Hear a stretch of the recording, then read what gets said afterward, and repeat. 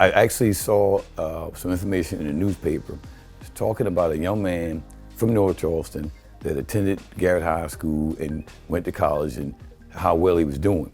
And me being a former student athlete, I was really involved. Like, wow, who's this kid? I just didn't know. So he and I met when he came to City Hall. And the conversation I really wanted to have with him was, what happens when that dream is deferred? In other words, I just want him to understand that if it doesn't happen, then life goes on. I said, Trevon, if things don't work out for you, or even when you're out of season, you can automatically come here and help us with our CAPS program. He said, I'll do that. He said, because I want to do that. I want to come and I want to help, in the community, and I want to help the kids. And he told me that he'll be going to the Jets, but when he has a break, he's going to be coming back here to help out. And it blew my mind when he said that. He thought about the kids in North Charleston. He thought about the community of North Charleston while he was, on his quest to make it in the NFL. Months down the line, he called me and told me, he said, hey, Chief, he said, things are not working out as I would like them to, but I haven't forgotten what you made an offer that if I'd like to come back and help out. I said, yeah, I said, we're here whenever you, finish doing what you're doing. He says, I want to do this. This is calling me to be more involved and more engaged in my community. And he just said, man, I want to make a difference. I said, well, just when you come home, just fill out an application. And we were excited to see his name on the application. He went through the whole hiring process. We offered him a job. He accepted it, and he came in and he blended in. He didn't want to act like, hey, I'm the former college, All-American, former New York Jets signee. I am Trevon Sanders, who was born and raised in North Charleston.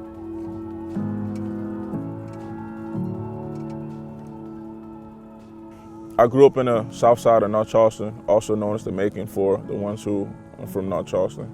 Growing up in the Macon, it wasn't bad, but it wasn't also the best. It's kind of low middle class type area. It showed me like the rules of life, the good, bad, and ugly. I was raised by a single parent. Didn't have my father in my life. Things were rough, things were hard. I stayed on the projects. But you can't let those factors define who you are. It's about what you do with your factors that are given to you and change them around and make it for the better for yourself. Football, it was kind of an escape for me. I got hooked once I played my first down of football, playing my first games right on this field at Danny Jones. Football taught me to be, the man who I am today, having discipline, accountability, having that hard-working mentality because nothing is given to you in life. So I went to Garrett for a military magnet, and it was a big difference because the head coach at the time was saying, like, you're too big to be on JV. You got some skill to you, but you're also, a freshman. It was a humbling moment for me, and that's kind of where my work ethic started. And because I'm like, man, yeah, that's my freshman year, but it's the first and last time I'm gonna be on the sideline. That's when the grind started. My sophomore year, I was second team all conference.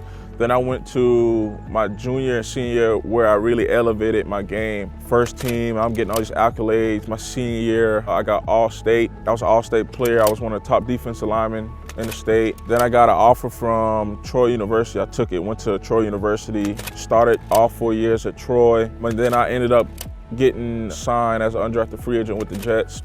I spent a small stint there after being released. And then I went on to play in XFL to LA Wildcats. And then COVID came about and kind of ended that season. So, instead of sitting around, I decided to use my degree, which I got my degree in criminal justice.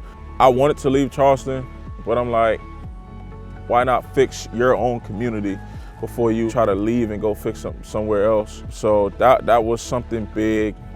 Just trying to fix home. Don't leave your people hanging. That's just the main goal. As long as you out there doing your due diligence to help people out, that's why I did the job. That's why I decided to join the force. So you get to the academy, your first week is DT, second and third week is your Legal 1, Legal 2, and then that fifth week you do DUI, and then week 6 and 7 which is shooting and driving. Shooting and driving is very important for the simple fact, if God forbid, if you ever have to use a service weapon, you want to make sure that target that you're trying to shoot at, you're actually hitting that target. And driving, you got to know how the car maneuvers and how to do the proper braking and what the ABS system is. And then you go to your practicals where they give you real life scenarios that you're going to deal with out here on the streets. Trevon Sanders, North Charleston Police Department. Once I graduated the academy, it was like a relief off of my shoulders. Felt like I accomplished something that I set out to do. I was nervous at first, because I didn't want to mess up. I'm a perfectionist. Did my 9 weeks of FTO, still learning today. Paperwork was probably the hardest thing for me. It still is hard, not as hard, but it's a lot that goes into it. And now I'm out on my own. It's been a great experience. I wouldn't change it for anything. I like going to work. And then it's different, you get to see different things every day. You just gotta learn to enjoy the job. It has its good days and bad days, but that's what everything in life. You're gonna have those days, but overall, I love it here. I get some people look down at me and, why are you doing this? You see what's going on in the media. I'm like, well, I can go in and try to change, Maybe I do, maybe I don't, but at least I can say within myself, I tried. That's all I'm here for, to be changed and, help people and give people knowledge. That's it. I go out there, do my job, and I go home. And a lot of people don't realize at the end of the day, we have a job to do. I'm still human. I'm still the same goofy, jokey, old Buddha as everybody know, but at the end of the day, I got a job to do. We were born and raised here in North Charleston, and we don't love any city more than we love North Charleston. And that's the truth. That's why Trevon came back here, because the love for the city of North Charleston is a whole lot more than the love for any other city that he ever lived in. North Charleston people love people. We care for folks. We look out for people.